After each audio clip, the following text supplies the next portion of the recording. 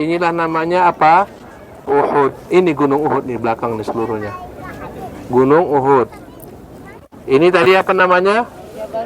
Jabal Rumat. Tadi kita telah sebutkan sini pernah pecah perang Uhud pada tahun ketiga Hijriah di bulan Syawal. Tadi sudah saya sebutkan di grup kita sebab mengapa ini perang terjadi. Orang-orang Quraisy ingin balas dendam karena mereka kalah pada perang Badar. Berangkatlah mereka dengan pasukan mereka.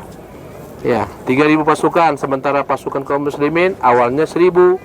Di tengah jalan diprovokasi orang munafik, kembalilah 300, tinggal berapa? 700. Nabi buat strategi, ada bagian depan, samping kanan, kiri, belakang, dan ada pasukan pemanah di sini nih. Kata Nabi SAW, jangan tinggalkan tempat ini apapun terjadi. Kalaupun kan melihat kami sudah dalam kondisi burung-burung bangkai matuk kami, jangan turun sampai ada perintah. Di awal peperangan, kaum muslimin berhasil memenangkan peperangan, membuat musuh kocar-kacir, lari semua mereka, sampai lari ke sana, tunggang langgang, sampai ke tenda-tenda kaum wanita. Ya, akhirnya mereka mengejar kaum musyrikin, mengutupi segala macam harta rampasan perang.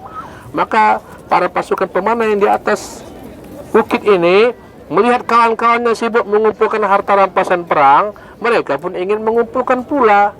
Mereka pun mengatakan, perang sudah usai, kita turun, kita ambil. Kata pemimpin mereka, ingat pesan Nabi, jangan turun. Mereka selisih pemimpin mereka, turunlah mereka, tinggal hanya berapa persen saja di atas. Ya, semua mereka mengejar orang-orang yang berlarian mengambil harta rampasan perang. Subhanallah, berebut mereka. Disitulah sisi-sisi kemanusiaan mereka. Mereka manusia yang mereka juga punya kecenderungan kepada harta dunia. Dan itu ujian. Manakala Khalid bin Walid dengan 100 pasukan berkudanya melihat atas sudah kosong, nggak ada lagi orang di sana, maka Khalid seketika dengan pasukan berkudanya mengepung mereka, mutar dari arah belakang, kemudian tiba-tiba di belakang mereka sudah ada pasukan berkuda.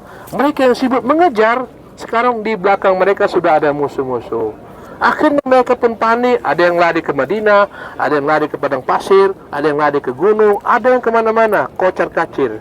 Bahkan ketika itu, kaum muslimin nggak tahu kadang-kadang yang mereka bunuh teman mereka sendiri. Kalau saya nggak khilaf, bapaknya Jabir bin Abdullah ya Ustaz, siapa yang bapaknya terbunuh? Yaman. Hudzaifah bin Yaman, Al-Yaman. Bapak Hudzaifah terbunuh, Al-Yaman. Dengan pedang kaum muslimin, kata Hudzaifah, bapakku. Mereka udah nggak bisa konsen lagi. Subhanallah. Akhirnya yang tadi lari kembali berkumpul. Terjepitlah kaum muslimin sampai Nabi lari menghindar ke bawah lereng gunung. Ketika itu ada sekitar beberapa orang kaum Ansar yang melindungi Nabi jadi perisai hidup. Mereka panah, mereka kejar Nabi SAW. Kaum Ansar ini semuanya tewas kena panah mereka untuk menjaga Nabi yang mulia SAW. Ya, ketika itu Nabi SAW bersama sahabat Nabi, ya Tolha, Ustaz ya, Tolha bin Ubaidillah. Kata Nabi, Tolha, ini panahku, panah mereka, kutebus engkau dengan air dan ibuku. Maka Tolha panahi mereka semua. Dan kala itu sudah kacau balau kaum muslimin, apalagi salah seorang daripada kaum Quraisy mengatakan dia sudah membunuh Nabi, namanya Ibnu Qami'ah kalau saya tak silap. Apa kata Ibnu Qami'ah? Aku sudah berhasil membunuh Muhammad. Padahal yang dia bunuh bukan Muhammad, Mus'ab bin Umair, dikiranya Nabi Muhammad SAW. Akhirnya para mendengar Nabi meninggal, mereka ada yang frustasi, ada yang bersedih, ada yang terduduk. Ada yang kebalikannya, sebagaimana Anas bin Nadar. Kata Anas, bagaimana kalian mati dalam keadaan tenang? Nabi kan mati terbunuh, kalian tidaklah mati sebagaimana matinya Nabi kalian. Maka dia masuk ke dalam pasukan musuh, menyerang musuh sampai akhirnya dia luka parah, sampai nggak tahu orang mana yang namanya Anas bin Nadar. Kakaknya lihat ada cincin, kalau nggak tahu karena parahnya dia diserang Quraisy. Subhanallah. Kemudian kaum Quraisy ketika mereka mendengar Muhammad sudah terbunuh, mereka merasa sudah puas. Akhirnya mereka pun berhenti, mereka pun mundur ya. Ketika itu berteriaklah Abu Sufyan. Kata Abu Sufyan, afikum Muhammad? Masih ada nggak kira-kira Muhammad? Kata Nabi, diam, jangan jawab. Tanyanya lagi, afikum Abu Bakar? Masih adakah Abu Bakar tengah-tengah kalian? Kata Nabi, jangan jawab. Afikum Umar? Adakah Umar? Kata Nabi, jangan jawab. Apa kata Abu Sufyan? Tengok, tiga-tiga ku tanya, nggak ada jawaban. Tiga-tiga sudah mati. Seketika Umar nggak sabar dia. Dia teriak, siapa bilang? Semuanya masih hidup. Subhanallah. Ya, apa kata Abu Sufyan? Aku lebih percaya dengan perkataan ini orang daripada perkataan Ibnu Qami'ah. Subhanallah. Apa kata Abu Sufyan? Kami sudah berhasil balas dendam. 70 dengan 70. 70 terbunuh daripada kaum muslimin. Sementara mereka pada perang Badar terbunuh 70. Akhirnya mereka pun berjalan. Ya, mereka merasa sudah cukup menghabisi kaum muslimin. Nabi pun dalam keadaan terluka menguburkan para sahabat. Subhanallah. Satu lubang kuburan kadang-kadang dikuburkan 2 sampai 3 orang. Mana yang paling banyak hafal Qur'annya, dia dikuburkan terlebih dahulu. Tadi saya sudah ceritakan bahwasanya sebagian mereka ada dikuburkan di lebah. Ya, pada masa Muawiyah, kalau saya tak khilaf, ada ketika itu banjir membongkar kuburan mereka sehingga akhirnya tampaklah jasad-jasad mereka. Karena itulah disuruh untuk dialihkan di tempat ini. Sebagian mereka ada di tempat ini. Ya, di antara yang terbunuh adalah paman Nabi Hamzah. Hamzah, ya, terbunuh pada perang Uhud. Padahal Hamzah itu terbunuh bukan karena dalam berhadapan. Hamzah itu terbunuh gara-gara curang. Ya, Nabi pun sampai kota Madinah dalam keadaan luka-luka. Ketika itu Abu Sufyan mau berangkat ke Mekah, dibisiki setan, kata setan, Abu Sufyan, tinggal sedikit lagi, kenapa enggak kau punahkan mereka? Sudah kau bilang kepada mereka, kita kembali, kami akan habisi kalian. Subhanallah. Maka ada seseorang dibayar Abu Sufyan, berangkatlah dia ke Madinah. Dia katakan, sekarang Abu Sufyan kembali akan menghabisi kalian. Nabi kala itu katakan kepada semua sahabat, ayo para sahabat-sahabat ikut perang, kita song-song mereka, kita tunggu mereka. Semua yang ikut perang, ikut kembali. Yang nggak ikut perang, jangan ikut. Yang luka-luka ini, mereka kembali untuk menunggu musuh Abu Sufyan datang. Subhanallah. Mereka pun semuanya menunggu satu tempat. Apa nama tempat itu?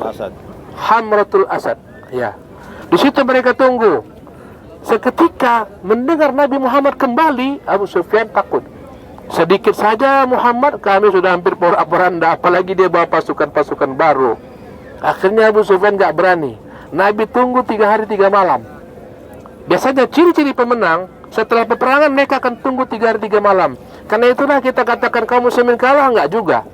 Pada perang Uhud enggak ada yang tertawan, enggak ada harta rampasan perang diambil. Pada perang Badar, orang-orang kafir tertawan, harta rampasan perang diambil, mereka menembus tawanan mereka. Pada perang Uhud, Nabi tunggu mereka 3 hari 3 malam. Ternyata mereka enggak nongol, Nabi pun pulang dengan mulia. Ya, itulah kira-kira ringkasan perang Uhud. Pelajaran yang paling penting, menyelisihi Nabi, menyelisihi pemimpin, mendatangkan petaka. Walaupun ada Nabi, Allah enggak peduli. Ada Nabi, ada Abu Bakar, ada wali-wali Allah. Tapi karena ada segelintir orang yang menyelisih, berbuat maksiat, semuanya kena. Kata Allah, wattaqu fitnatan la tusibanna alladziina dzalamu minkum khassatan. Takutlah dengan bencana fitnah yang enggak hanya menimpa orang-orang zalim, semuanya kena. Subhanallah. Tetapi ini sudah takdir Allah, dan Allah sudah maafkan semua sahabat, dan Allah SWT telah angkat mereka sebagai syuhada. Inilah adalah merupakan jalan menuju takdir Allah Subhanahu wa taala. Sehingga turunlah dalam surah An-Nisa banyak ayat-ayat yang beritahukan tentang keutamaan orang-orang yang sudah meninggal syahid. Wala tahsabanna alladziina qutilu fi sabilillahi amwatan. Jangan kira orang yang terbunuh pada perang jalan Allah itu mereka mati. Ya, bal ahya'un 'inda rabbihim yurzaqun. Mereka hidup di sisi Tuhan mereka, diberi rezeki. Jadi bahkan sebagian daripada syuhada, ya, menyampaikan salam mereka kepada orang-orang hidup. Subhanallah. Sampaikan kepada mereka hidup. Ya, betapa luar biasanya keutamaan orang-orang mati syahid. Jadi kawan-kawan sekalian, ini cerita ringkasnya. Kalau sekarang kita melihat ini makam, kita datang ke makam ini menziarahi mereka, mendoakan mereka, bukan minta kepada mereka. Karena kita diajarkan agar minta hanya kepada Allah, iyyaka na'budu wa iyyaka nasta'in. Kita kemari enggak nyapu-nyapu dindingnya, enggak ngambil. Kita berdoa saja. Di situ ada doa bahasa Indonesia, enggak salah saya. Itu dia. Kita baca di situ doa-doa. Setelah itu kawan-kawan sekalian, kita bisa kembali ke bus kita untuk melanjutkan perjalanan.